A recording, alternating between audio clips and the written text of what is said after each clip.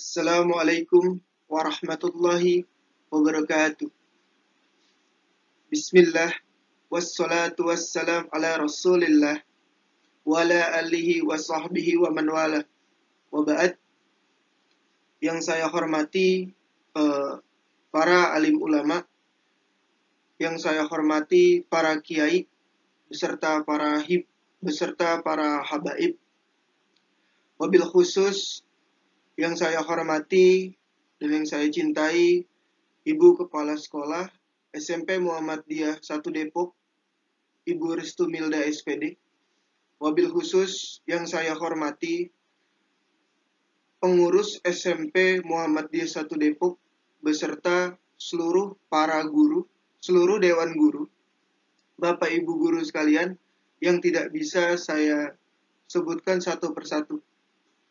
Wabil khusus yang saya cintai dan yang saya sayangi anak-anakku semua di SMP Muhammadiyah 1 Depok. Anak-anakku sekalian, khilafah itu adalah sebuah sistem kepemimpinan umum di mana dalam penerapannya itu menggunakan hukum syariat Islam sebagai dasar. Jadi anak-anak, khalifah merupakan sistem pemerintahan yang populer dan diterapkan pada masa awal kejayaan Islam setelah wafatnya Nabi Muhammad SAW. Jadi, secara umum, bahwa sebuah sistem pemerintahan itu bisa disebut sebagai khalifah atau bisa disebut dengan khilafah. Nah, apabila menerapkan Islam sebagai ideologinya, nah, syariat sebagai dasar hukum serta mengikuti cara kepemimpinan Nabi Muhammad SAW dan Khulafaur Rasyidin dalam menjalankan pemerintahan. Meskipun dengan penamaan atau struktur yang berbeda, namun tetap berpegangan pada prinsip yang sama, yaitu sebagai otoritas kepemimpinan umat Islam di seluruh dunia. Nah, jadi anak-anak, lalu bagaimanakah sistem pemerintahan khilafah dan bagaimanakah sejarahnya? Berikut akan Bapak jelaskan satu persatu. Jadi anak-anak, kita harus mengenal dulu apa yang dimaksud dengan khilafah. Arti kata khilafah itu berasal dari kata khalafa yang berarti menggantikan. Nah, seperti yang sudah dijelaskan di sebelumnya, jadi pada dasarnya khilafah itu memiliki arti dari sebuah sistem kepemimpinan umum bagi umat muslim di seluruh dunia.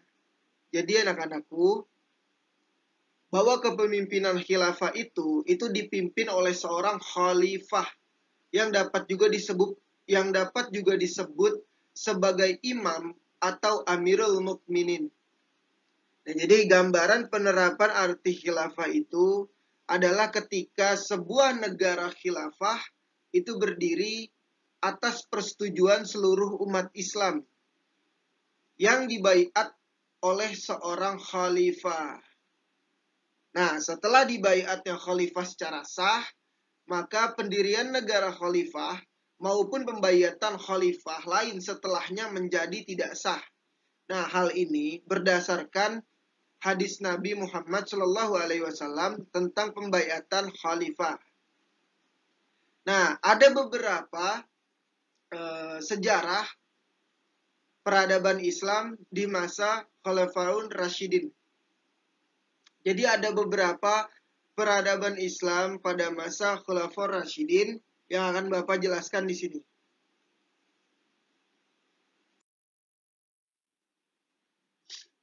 Jadi yang pertama, menurut definisinya, nah ini dia. Jadi siapa saja sih para khalifah itu? Yang pertama ada Khalifah Abu Bakar Asy-Syiddiq, lalu ada Khalifah Umar bin Khattab atau Al-Faruq, lalu ada juga Khalifah Utsman bin Affan, lalu ada juga Khalifah Ali bin Abi Thalib. Siapa sih mereka semua? Oke, yang pertama kita akan membahas mengenai Abu Bakar Asy-Syiddiq.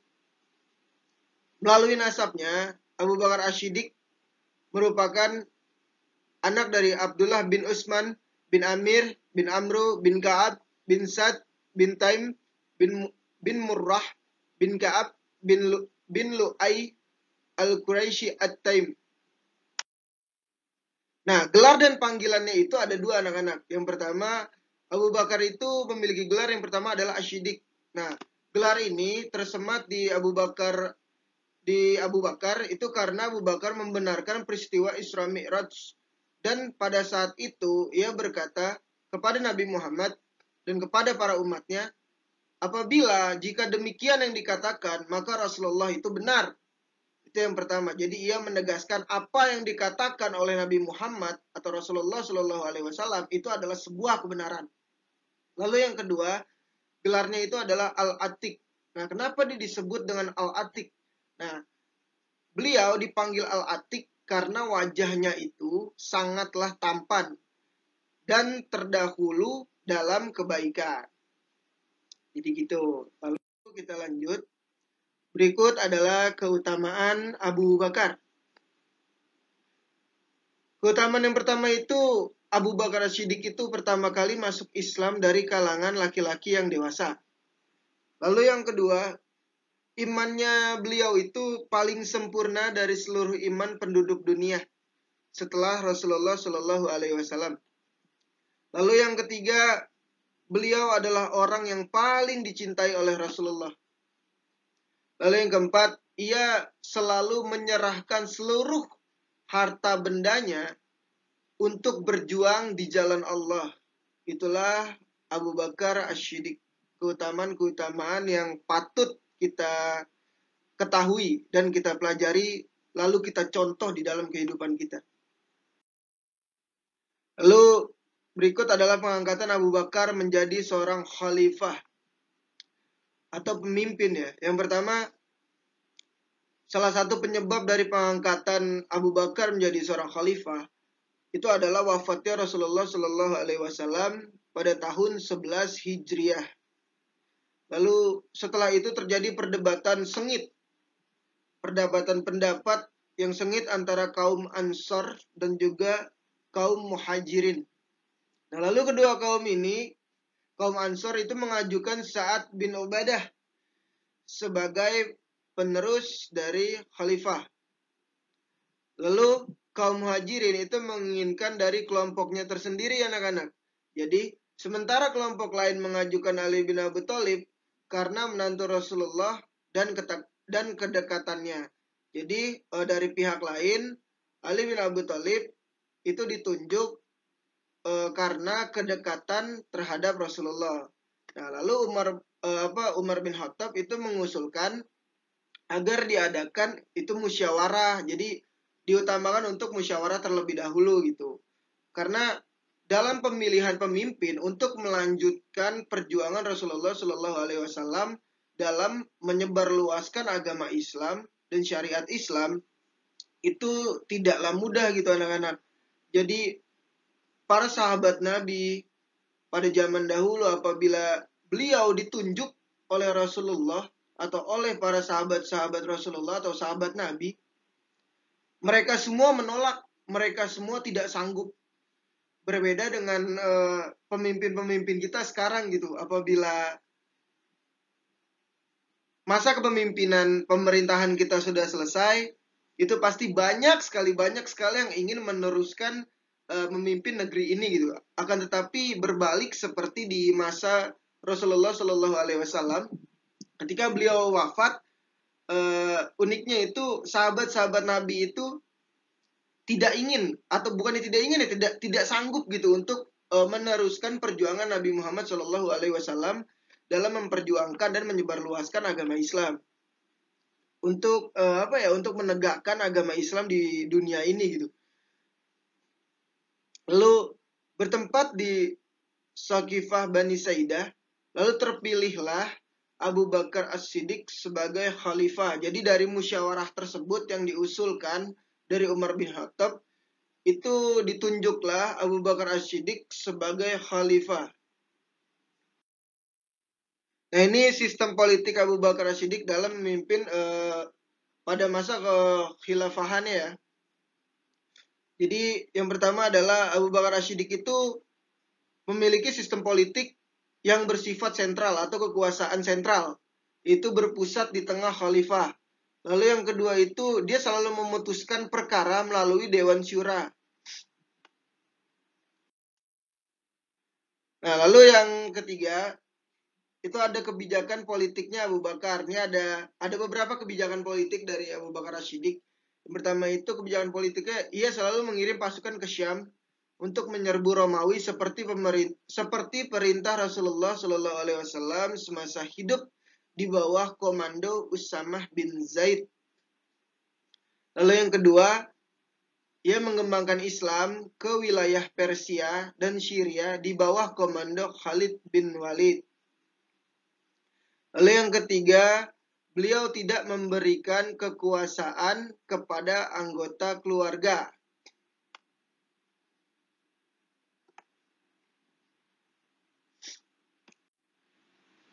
Dan beliau juga menjaga fitnah di masa kepemimpinannya.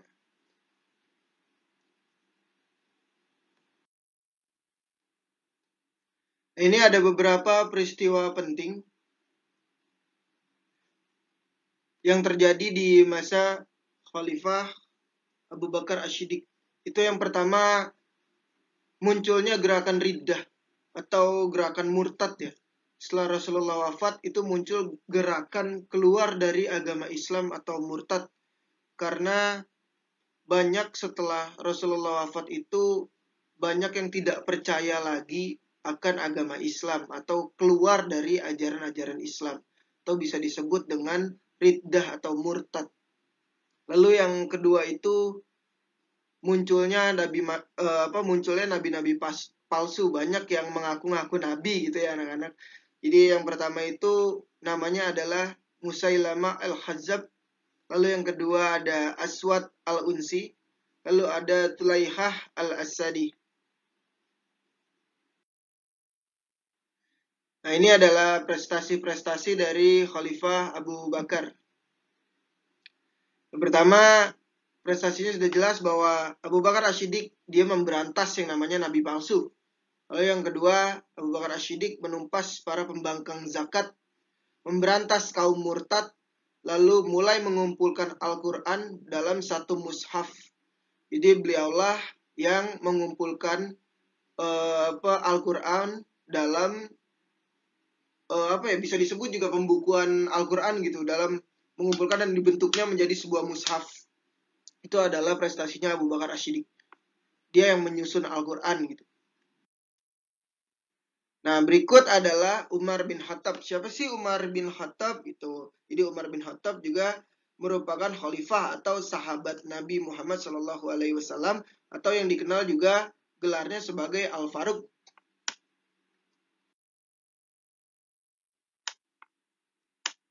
Nah, berikut adalah biografi dari Umar bin Khattab. Umar bin Khattab lahir di Mekah pada tahun 581 Masehi.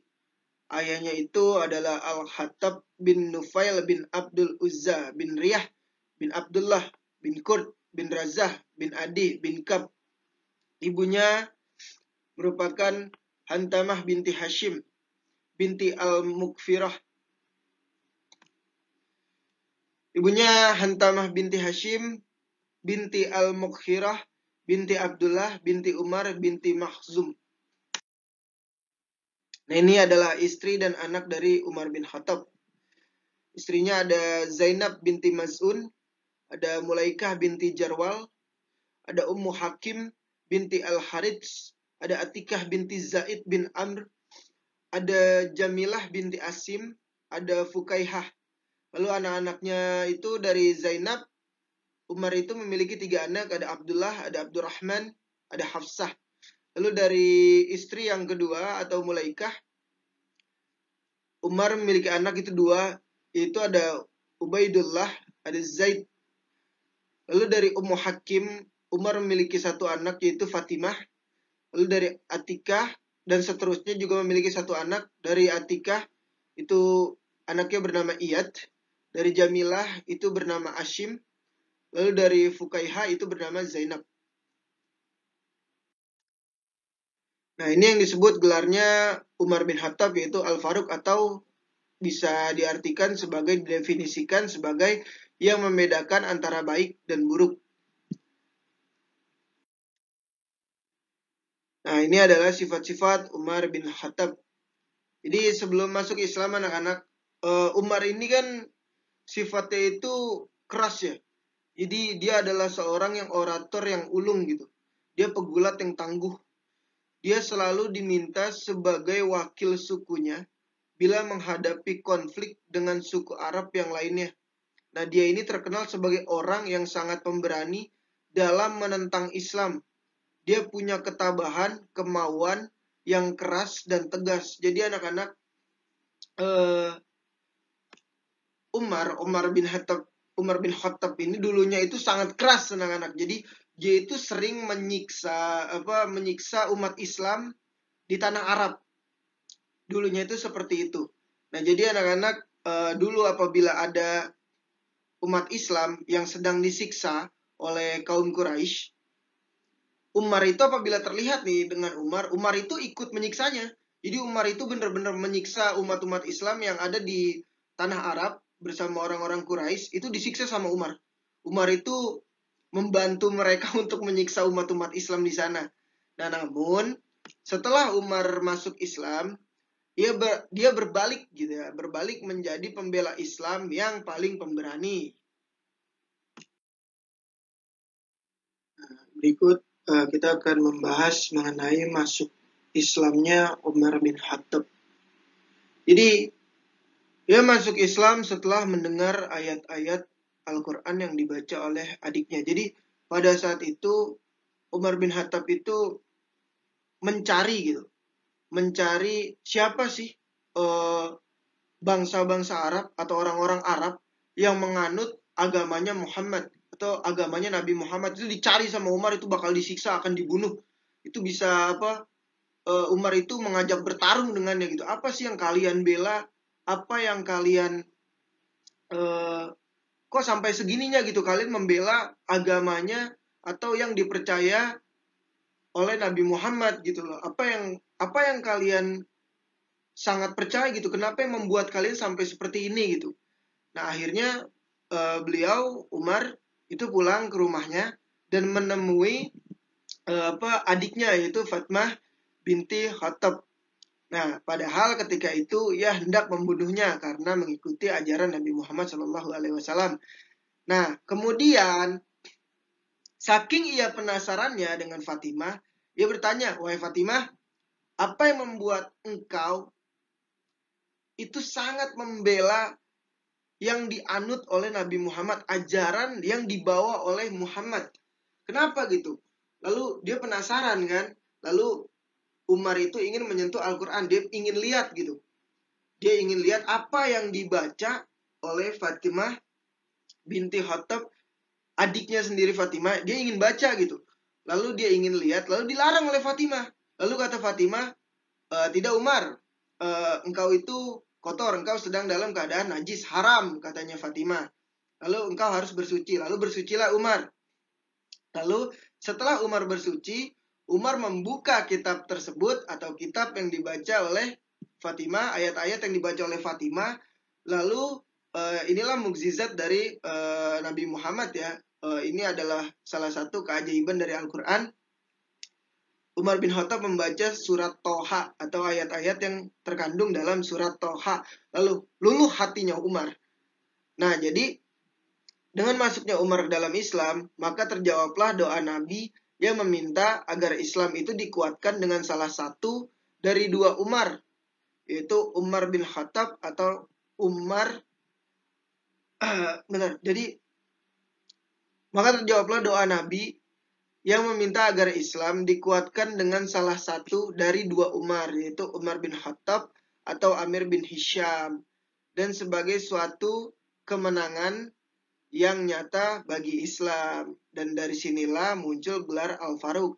Karena benar anak-anak, jadi Umar bin Khattab itu dia baru syahadat ya, dia baru syahadat ketika dia masuk ke Islam. Dia ingin memperdalam Islam, dia belajar mengenai agama Islam kepada Nabi Muhammad, Umar bertanya, "Ya Rasulullah, ini baru syahadat ya, dia baru mengucap syahadat, dia baru masuk Islam." Dia bertanya kepada Rasul, "Ya Rasulullah, apabila yang engkau katakan itu benar, yang kau sampaikan kepadaku itu benar, berarti kita benar ya Rasulullah." Lalu kata Rasulullah, benar Umar, kita itu benar. Lalu Umar bin Khattab itu mengatakan kepada Rasulullah, berarti kaum Quraisy itu salah ya Rasulullah. Lalu kata Rasulullah, benar Umar. Lalu seketika pada saat itu Umar bin Khattab, dia yang tadinya dia menyiksa orang-orang yang menganut agama Islam, yang belajar agamanya Nabi Muhammad, belajar agamanya Allah, yang harus patuh kepada Allah, yang tadinya dia menyiksa, ketika dia sudah paham, dia baru syahadat, dia belajar kepada Rasulullah, seketika Umar bin Khattab berkata kepada Rasulullah, "Ya Rasulullah, apabila Quraisy itu salah, mari kita perangi ya Rasulullah." Itu baru syahadat gitu. Jadi Umar bin Khattab itu emang benar-benar itu sifatnya itu tegas, dia berani apabila dia sudah percaya kepada satu keyakinan. Itulah Umar gitu. Makanya Nabi Muhammad ini memberikan gelar beliau itu sebagai Al-Faruq, atau yang membedakan mana benar mana salah. Nah, ini adalah doa Rasulullah ya. Jadi Rasulullah itu berdoa, "Ya Allah, jadikanlah Islam ini kuat dengan masuknya salah satu dari kedua orang ini." Yang pertama adalah Amr bin Hisham atau Umar bin Khattab. Yang terpilih dari doa itu adalah Umar bin Khattab. Nah, ini adalah keutamaan Umar bin Khattab. Jadi pertama adalah salah satu dari 10 orang yang dijamin masuk surga secara langsung, itu adalah Umar selaku sahabat Nabi. Lalu yang kedua ada, beliau ini orangnya sederhana dan adil terhadap rakyatnya. Jadi ada kisah Umar yang memikul sendiri gandum untuk wanita janda dan anaknya saat infeksi malam hari. Jadi gini anak-anak, ada salah satu rakyat ketika dipimpin oleh Umar bin Khattab, itu dia sedang kelaparan. Dia meledek pemerintah, dia mengatakan dia seperti mengeluh gitu ya, seperti mengeluh, "Wahai pemerintah, enak hidup tenang di istana, makannya enak, semuanya enak, kita rakyat susah, apa susah gitu kan." Lalu terdengarlah oleh asistennya atau pengawalnya Umar bin Khattab, lalu disampaikanlah kepada Umar, lalu Umar datang mengunjungi. Umar datang nih. Jadi pada saat itu jangankan masa sekarang gitu. Jadi dari masa-masa dulu nih, para khalifah itu sudah sering belusukan gitu loh. Jadi Umar itu belusukan lah. Disebutnya itu belusukan kepada masyarakatnya. Lalu Umar ke sana, lalu Umar membantunya dan Umar memikul gandum itu sendiri. Lalu kata pengawalnya Umar bin Khattab, "Wahai khalifah, biar saya gitu yang mengambil. Wahai saya yang membawakan gandum itu." Lalu Umar bilang, "Tidak." Umar bilang, "Ini adalah tanggung jawab saya sebagai khalifah, sebagai pemimpin. Ini adalah tanggung jawab saya. Apabila saya tidak bertanggung jawab, nanti yang dihisap itu adalah saya, bukan kalian, bukan masyarakat saya." Jadi Umar itu sangat memahami tanggung jawab sebagai pemimpin gitu. Beban sebagai pemimpin itu harus seperti apa. Itulah Umar. Lalu yang kedua itu kisah surat Umar untuk menaklukkan Sungai Nil. Ini juga sangat bagus. Jadi pada saat itu ketegasan Umar itu bisa menaklukkan Sungai Nil yang tadinya surut. Itu cuma ditulis surat oleh Umar bin Khattab, lalu disuruh kepada pengawalnya untuk pergi ke Sungai Nil dan melempar surat tersebut ke Sungai Nil. Itu hanya tulisan dari tulisan tangan dari Umar bin Khattab, dan ada juga tanda tangan yang bertanda tangan bertuliskan Umar bin Khattab. Lalu ketika dilempar Sungai Nil itu langsung penuh, langsung airnya itu nongol. Jadi airnya itu muncul, airnya itu memenuhi sungainya lagi. Itulah salah satu ketegasan dari atau keutamaan ya dari Umar bin Khattab. Lalu ada juga dari kisah Yahudi dan tanahnya. Jadi ada seorang Yahudi yang dibebaskan hak tanahnya untuk tinggal oleh Umar bin Khattab. Itu adalah salah satu keutamaannya ya. Lalu juga Umar itu kepercayaan itu Umar itu salah satu kepercayaan dari Rasulullah Shallallahu Alaihi Wasallam bersama Abu Bakar. Beliau adalah orang kepercayaannya Rasulullah gitu. Lalu ini juga yang termasuk keutamaan dari Umar itu, setan itu takut kepada Umar. Setan itu takut.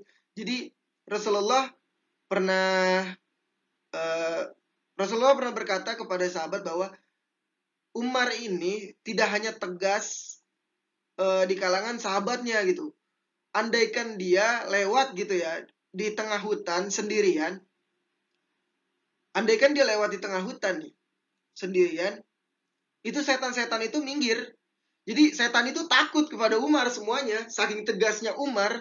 Jadi saking tegasnya, saking beraninya Umar, tidak ada yang ditakuti oleh Umar bin Khattab selama dirinya itu benar. Jadi setan itu lari, semuanya lari, setan itu lari. Gak ada yang berani sama Umar, gak ada yang berani ngedeket sama Umar. Nah lalu yang terakhir itu adalah pendapat Umar itu banyak dibenarkan oleh Allah. Jadi seperti kisah Yahudi Abdullah bin Ubay itu tawanan perang Badar dan lain-lain gitu ya. Jadi banyak dari pendapat-pendapat Umar itu yang dibenarkan oleh Allah. Nah ini adalah penyair yang bernama Hafiz Ibrahim. Dia menggambarkan sesosok Umar itu melalui syair. Nah inilah syairnya. Ini juga artinya ya, arti dari syair tersebut. Satu San Kisra melihat Umar, di antara gembala yang digembalakannya, Raja Persia memiliki benteng prajurit dan pelindung, dan lain-lain gitu. Berikut adalah prestasi dan kebijakan Umar bin Khattab. Ini yang pertama adalah menetapkan penanggalan Hijriah. Jadi sebelum menggunakan penanggalan Masehi, penanggalan Hijriah itu mulai dihitung sejak hijrahnya Rasulullah ke Madinah. Jadi yang menetapkan penanggalan Hijriah itu adalah Umar bin Khattab bersama Rasulullah Shallallahu Alaihi Wasallam. Lalu yang kedua adalah menetapkan uang resmi negara. Itu adalah tugasnya Khalifah Umar. Lalu yang ketiga itu membentuk Baitul Mal sebagai lembaga keuangan yang bisa dimanfaatkan oleh umat. Lalu yang keempat itu membangun kota Kufah dan Basrah di Irak. Lalu yang kelima itu menetapkan gaji pegawai kekhalifahan. Lalu yang keenam membentuk angkatan perang yang kuat. Lalu yang ketujuh merapikan struktur dan administrasi pemerintahan. Lalu yang terakhir itu membentuk lembaga peradilan. Nah inilah adalah perluasan wilayah pada masa Umar bin Khattab. Jadi di bawah kepemimpinan Umar, Damaskus jatuh pada tahun 635 Masehi.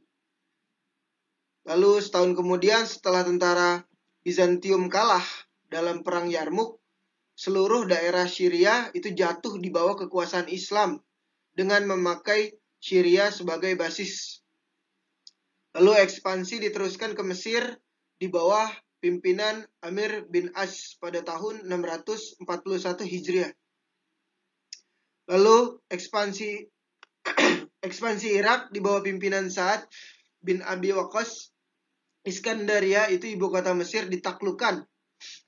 Lalu ekspansi ke Al-Qadisiyah atau kota dekat Irak ya pada tahun 637 Hijriah.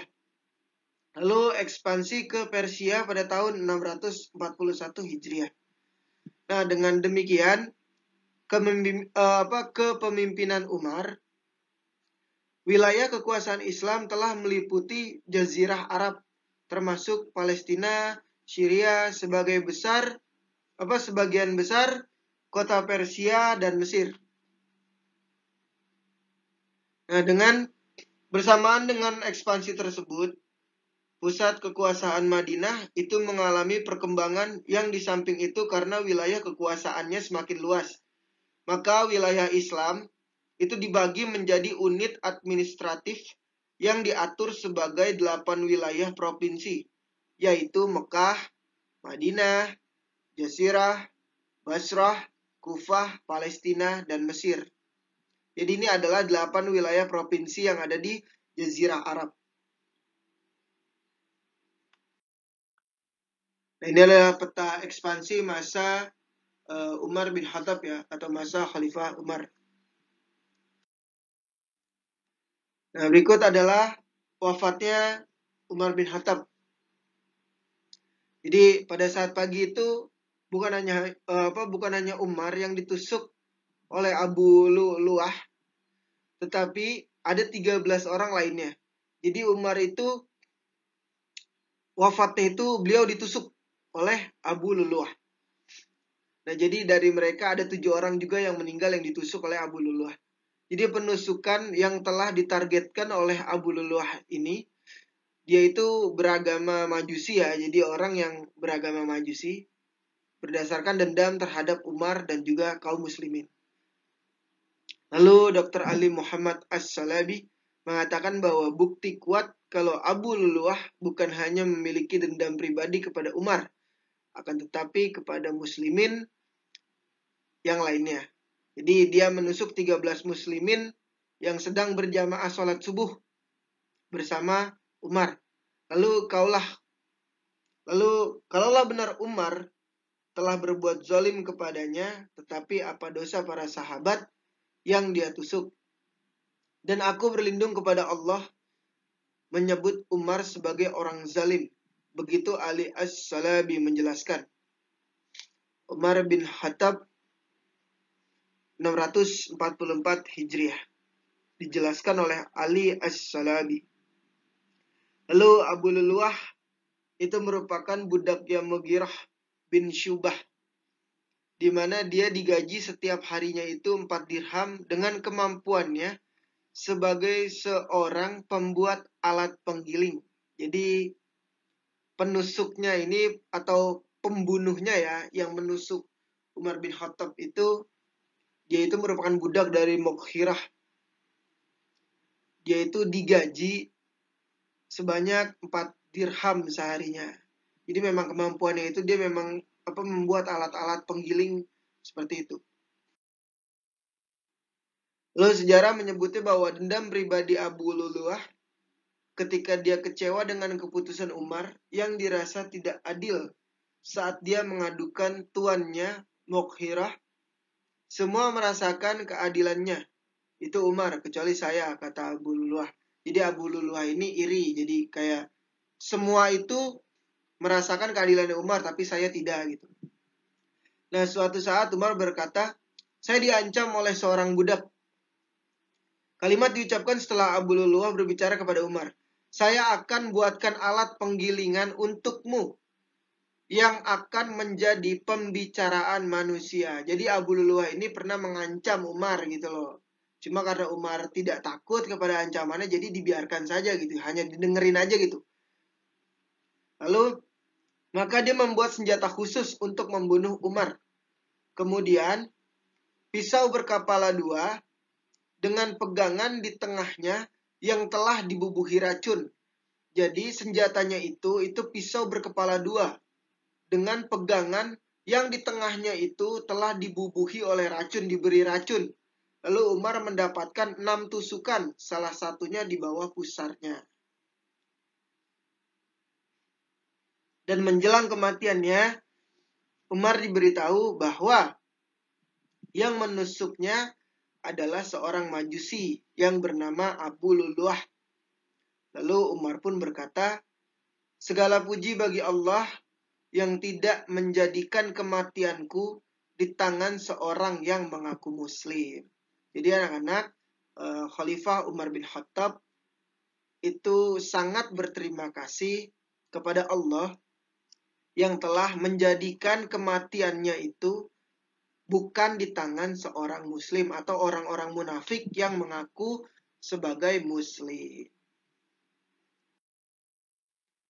Nah, berikut adalah masa Khalifah Utsman bin Affan. Itu adalah masa khalifah lanjutan dari setelah masa khalifahan Umar bin Khattab. Nah, Berikut adalah nama, kelahiran, dan nasab dari Utsman bin Affan.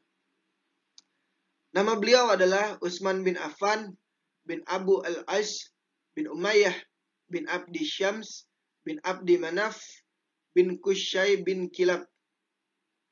Jadi nasabnya itu bertemu dengan Rasulullah pada Abdul Manaf, ibunya bernama Arwa binti Quraisy bin Rabi'ah, telah memeluk Islam dan wafatnya itu pada masa pemerintahan, sedangkan ayahnya wafat pada masa jahiliyah.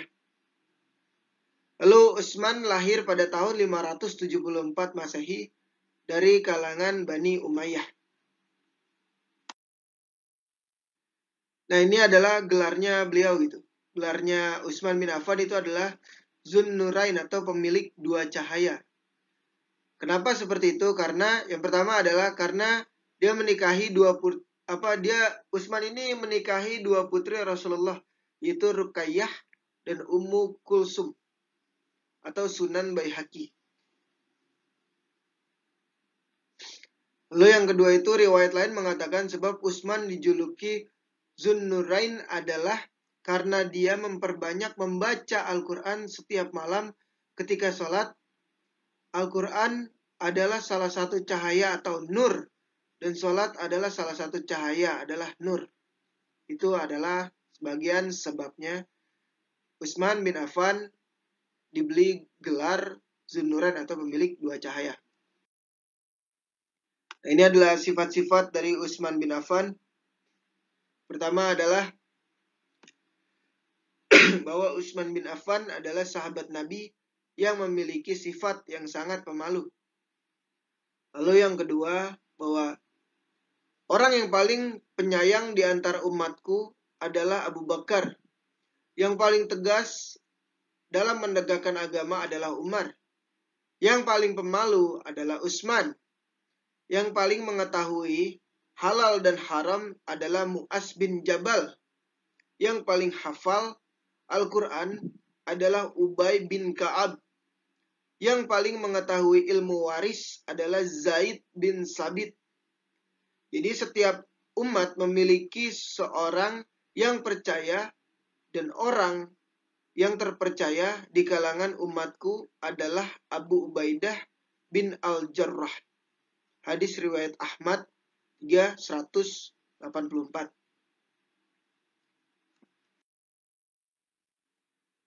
Ini adalah masuk Islamnya Utsman bin Affan.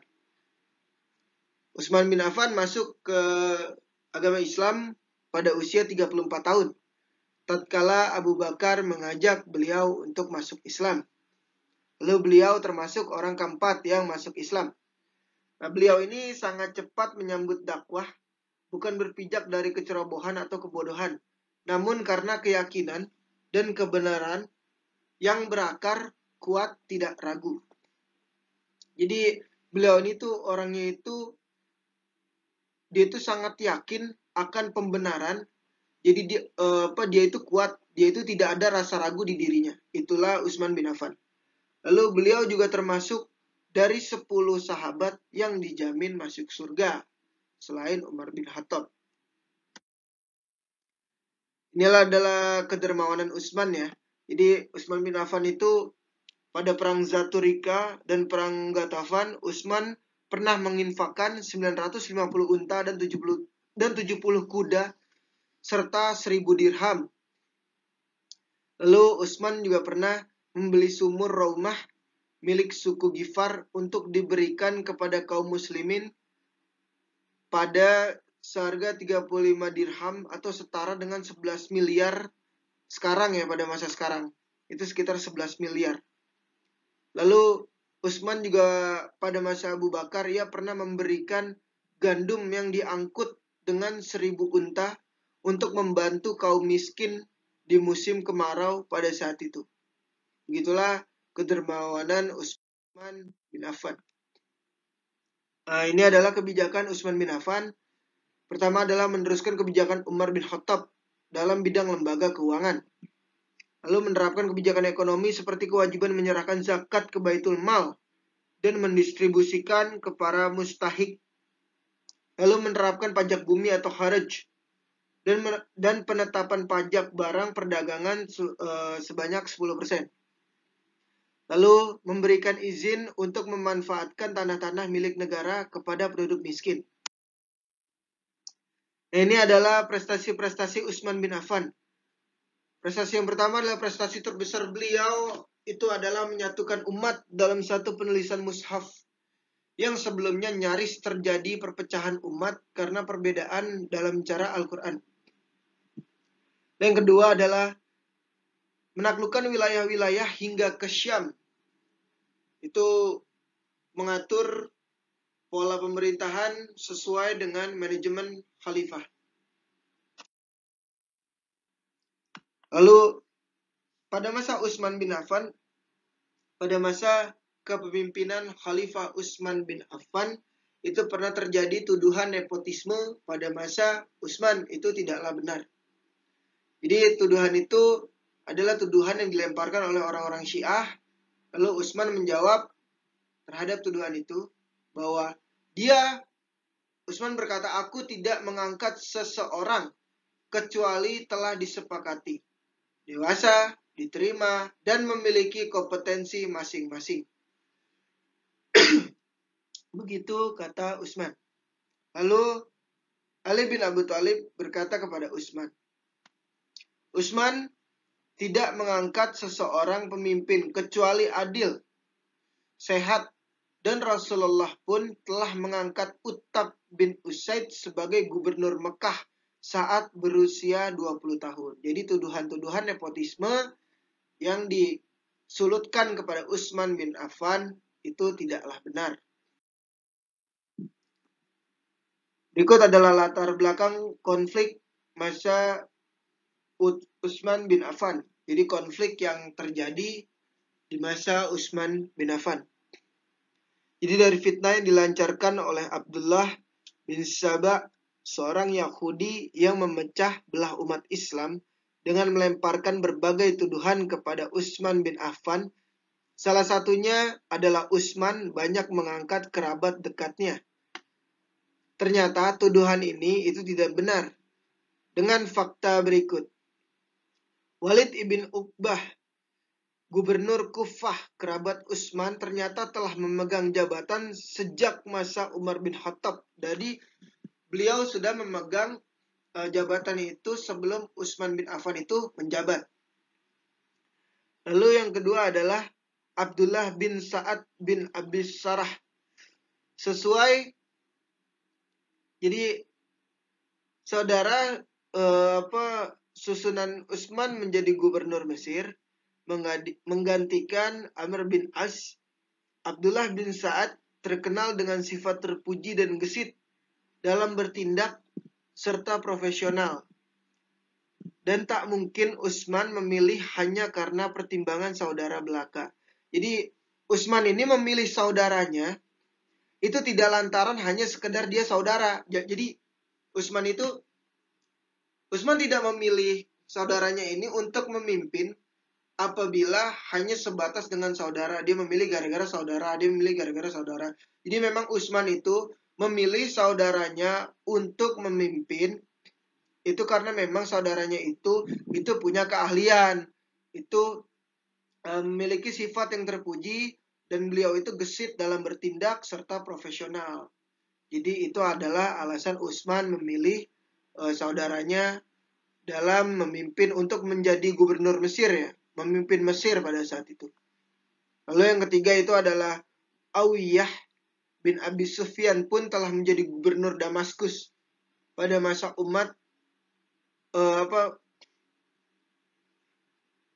Muawiyah bin Abi Sufyan itu telah menjadi gubernur Damaskus pada masa Umar bin Khattab. Jadi Utsman hanya meneruskannya aja. Jadi Utsman memilih Muawiyah itu memang sudah menjabat dari masa Umar bin Khattab. Jadi Utsman itu hanya meneruskan masa kepemimpinan Muawiyah bin Abi Sufyan yang telah menjadi gubernur Damaskus dari masa Umar bin Khattab, itu tinggal diteruskan saja oleh Utsman bin Affan. Nah, berikut adalah kebijakan imigrasi yang keluar di Madinah pada masa Utsman. Yang pertama, tersebarnya para sahabat ke berbagai daerah, termasuk dunia terbuka luas. Banyak di antara mereka yang kaya raya, dan muncul euforia mengkritik kebijakan pemerintah. Lalu dalang di balik kritik ini adalah Malik bin Harits al-Asyar, Muhammad bin Huzaifah, Ghafiqi bin Harb al-Aqi, Kinanah bin Bishr, Sudan bin Khumran, Hukaim bin Jabalah. Mereka memiliki akidah menyimpang dan gemar berfoya-foya. Lalu ini adalah kronologis terbunuhnya Utsman bin Affan. Khalifah Utsman bin Affan pada masanya itu, fitnah itu semakin menyebar. Banyaknya fitnah pada masa Utsman bin Affan. Lalu kaum pemberontak membentuk aliansi beberapa daerah. Jadi ada beberapa kaum pemberontak itu membentuk sebuah aliansi di beberapa daerah, termasuk Kufah, Mesir, dan Basrah, menuju Madinah, menuduh Utsman untuk berlaku tidak adil dan sewenang-wenang. Namun di balik itu mereka berencana membunuh Utsman. Jadi kaum pemberontak ini itu datang menuju Madinah lalu menuduh bahwa Utsman ini tidak adil. Utsman ini sewenang-wenang. Lalu Khalifah Umar ini itu sangatlah pilih kasih, nepotisme. Itu menyebarkan fitnah terhadap Khalifah Utsman bin Affan. Padahal di balik niat itu mereka berencana untuk membunuh Utsman. Lalu setelah itu kaum pemberontak menuntut Utsman berjanji agar memenuhi tuntutan mereka. Lalu Utsman menyetujui. Lalu situasi tersebut mulai kondusif. Lalu kaum pemberontak tersebut pulang. Dan muncul desas-desus Utsman telah membatalkan janjinya. Bahkan Utsman mengirim surat rahasia ke Mesir agar para pemberontak ditindak saat mereka kembali dari Madinah. Lalu Utsman tidak tahu menahu perihal surat rahasia tersebut. Oke, selanjutnya adanya pemberontakan. Jadi pemberontak tersebut menuduh Marwan bin Hakam, ia dekat dengan Utsman. Jadi salah seorang yang dekat dengan Utsman bernama Marwan bin Hakam sebagai penulis surat rahasia tersebut. Jadi Marwan ini dituduh oleh pemberontak itu sebagai penulis surat yang mengancam si pemberontak ini di kota Mesir tadi. Lalu pemberontak meminta Utsman menyerahkan Marwah bin Hakam atau memaksa Utsman lengser dari khalifah. Lalu keduanya itu ditolak oleh Utsman. Nah, jadi sebagian sahabat mendukung Utsman agar tidak mundur dari khalifahannya, supaya kebiasaan ini tidak menjadi tradisi. Setiap khalifah yang dibenci lalu dituntut untuk mundur karena fitnah. Nah, lalu pemberontak itu memblokir rumah Utsman selama 40 hari, bahkan air dan makanan tidak diperkenankan masuk ke rumah Utsman oleh pemberontak tersebut. Lalu kemudian para sahabat berniat melindungi Utsman, namun Utsman memerintahkan mereka menjauh dan membubarkan diri agar pertumpahan darah tidak terjadi. Begitulah Utsman bin Affan, beliau sangat baik gitu ketika para sahabat ingin memerangi pemberontak tersebut dan melindungi Utsman. Utsman itu berinisiatif untuk memerintah mereka. Utsman menyuruh bahwa silakan kalian menjauh dan membubarkan diri agar tidak terjadi pertumpahan darah di masa khilafahnya Utsman bin Affan. Lalu kemudian terbunuhlah Utsman. Jadi ketika pemberontak merangsek ke dalam rumah Utsman bin Affan pada siang hari dan mereka membunuh Khalifah Utsman bin Affan dengan sadis. Jadi innalillahi wa inna ilaihi rajiun. Utsman pun telah wafat tepat di usia 82 tahun, dan dialah lelaki penghuni syurga yang tinggal di muka bumi, radhiyallahu anhu.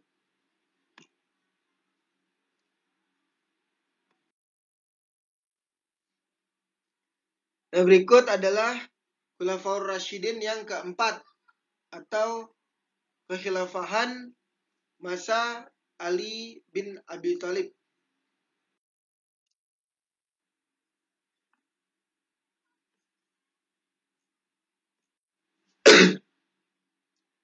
Jadi inilah biografi dari Ali bin Abi Thalib.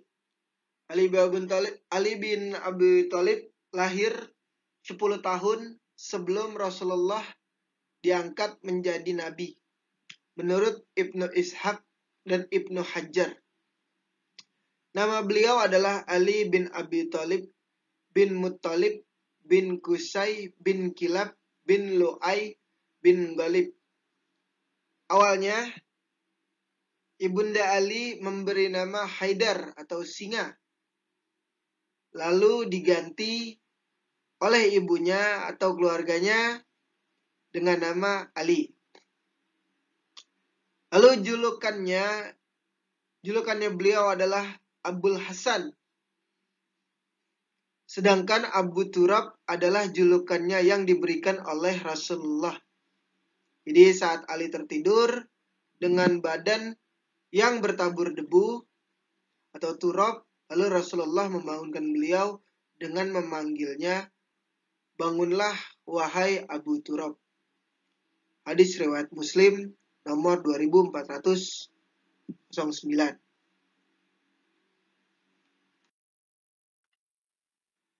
Berikut adalah keluarga dari Ali bin Abu Thalib. Ibnu Sa'ad pernah mengatakan bahwa keturunan Ali bin Abi Thalib 14 laki-laki dan 19 perempuan. Yang dibagan hanya sebagian saja.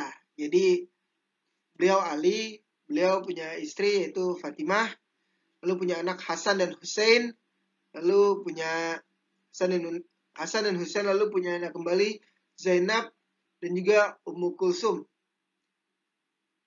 Lalu Khawlah binti Ja'far, Laila binti Mahmud, Asma binti Umaysh. Lalu Khawlah memiliki anak yang bernama Muhammad Al-Akbar.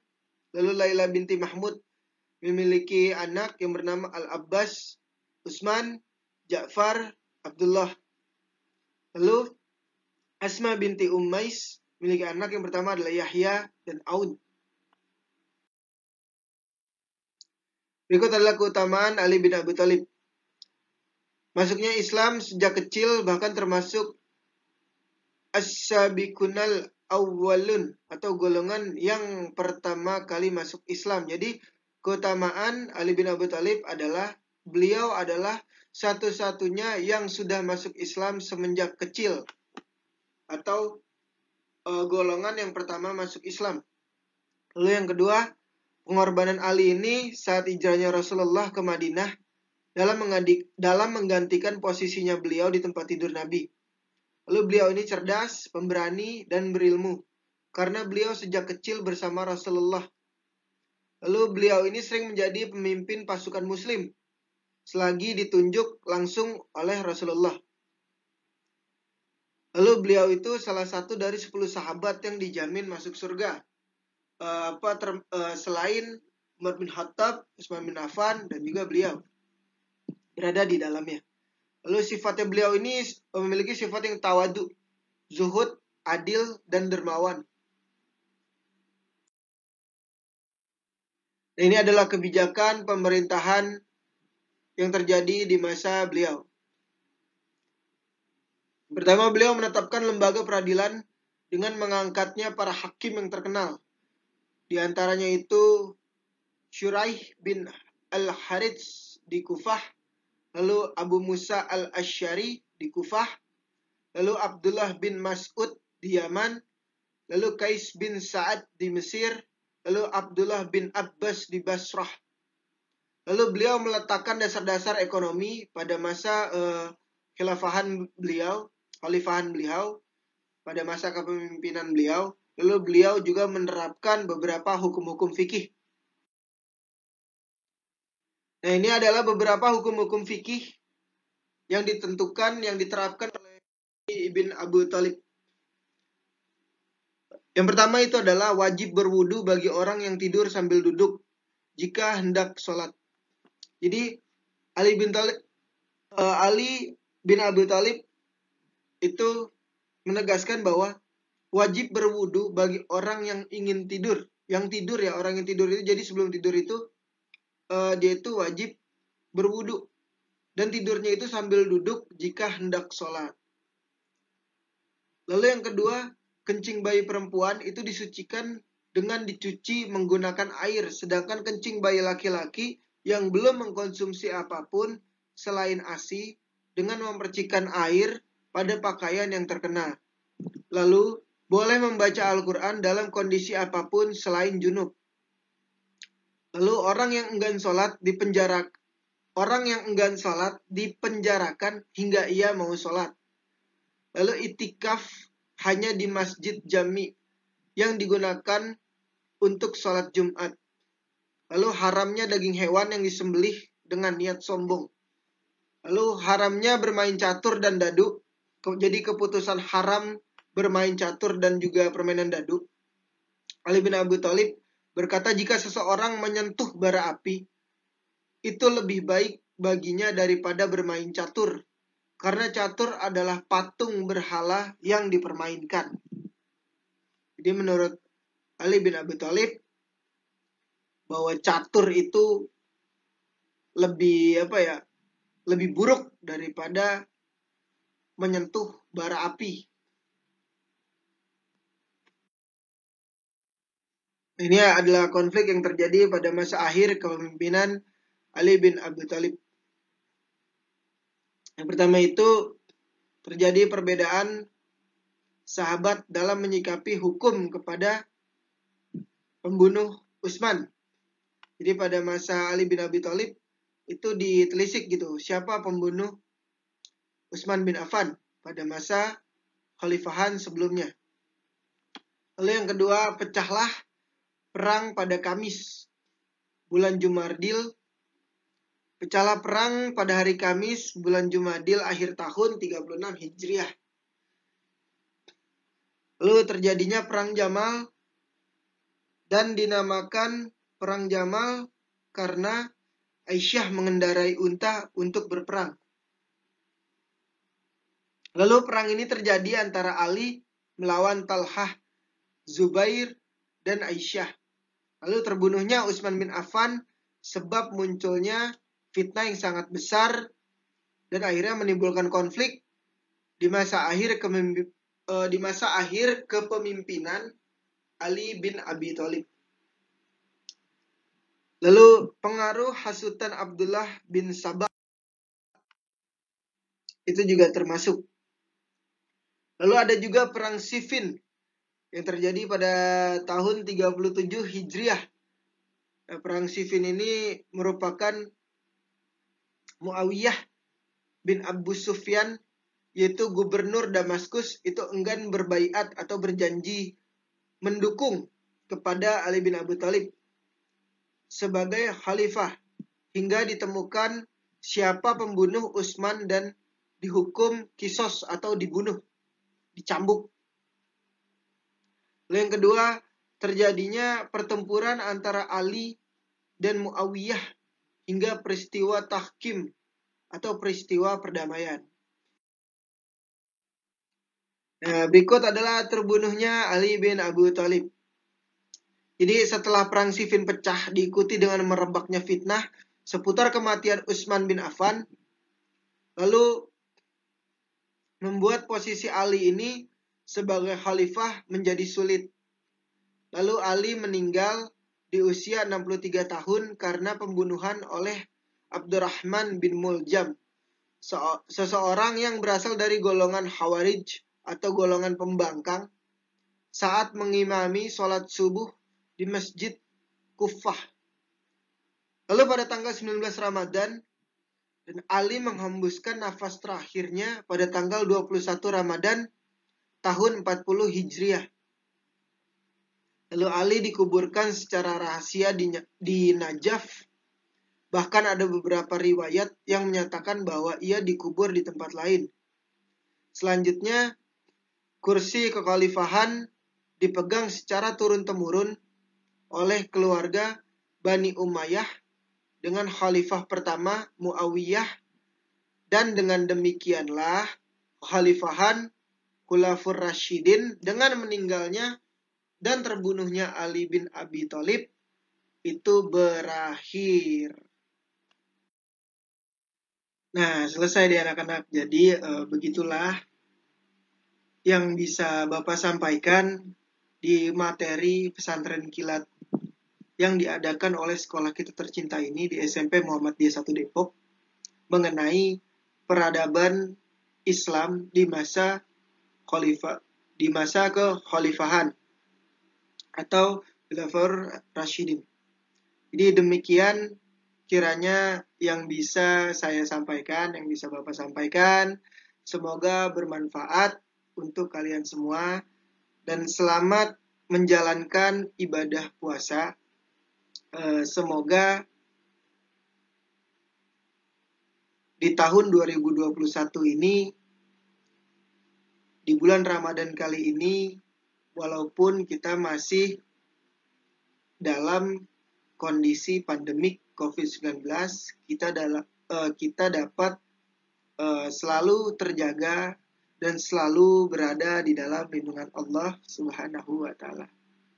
Jadi demikian kiranya yang bisa Bapak sampaikan ya anak-anak. Semoga bermanfaat buat kita semua.